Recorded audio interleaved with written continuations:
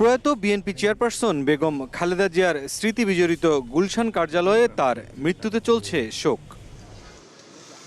শনিবার সন্ধ্যায় টেলিভিশন মালিকদের সংগঠন অ্যাটকোর ৭ সদস্যের প্রতিনিধি দল আসেন বিএনপি চেয়ারপারসনের গুলশান কার্যালয়ে। এ সময় তারা শোক বইয়ে স্বাক্ষর করেন। পরে আলাপ করেন দলের মহাসচিব মির্জা ফখরুল ইসলাম আলমগীরের সঙ্গে।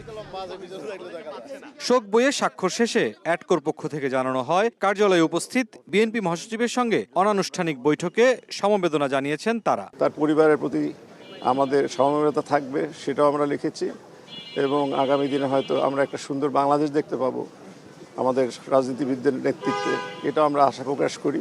আমরা সবাই শোকাহত, মর্মাহত এবং ওনার আত্মার মাগফিরাত কামনা করি। দেশ যেন ওনার যে দিক নির্দেশনা ছিল সেইভাবে যেন দেশ এগিয়ে যাক। এদিকে দায়িত্ব পাওয়ার পর বিএনপির ভারপ্রাপ্ত চেয়ারম্যানের নবনিযুক্ত প্রেস সচিব জানিয়েছেন, জনগণের কাছে দায়বদ্ধ ও জবাবদিহির সরকার গঠনের পূর্বশর্ত দায়িত্বশীল স্বাধীন গণমাধ্যমের জন্য কাজ করবে বিএনপি। একটা গণতান্ত্রিক সরকার প্রতিষ্ঠা করার জন্য পূর্ব শর্ত হচ্ছে একটা দায়িত্বশীল গণতান্ত্রিক স্বাধীন সংবাদ মাধ্যম, গণমাধ্যম।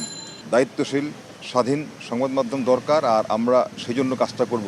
এদিকে বেগম জিয়ার জন্য ৩ দিনের রাষ্ট্রীয় শোক শেষ হওয়ার প্রেক্ষিতে নিজের ভেরিফাইড ফেসবুক ও এক্স অ্যাকাউন্টে প্রধান উপদেষ্টার নেতৃত্বে উপদেষ্টা পরিষদ, অন্তর্বর্তী সরকার, সরকারের সব বাহিনী এবং রাষ্ট্রের গুরুত্বপূর্ণ ব্যক্তিদের প্রতি কৃতজ্ঞতা জানিয়ে পোস্ট দিয়েছেন বিএনপির ভারপ্রাপ্ত চেয়ারম্যান তারেক রহমান। পাশাপাশি বাংলাদেশের জনগণের প্রতি জানিয়েছেন গভীর অভিবাদন।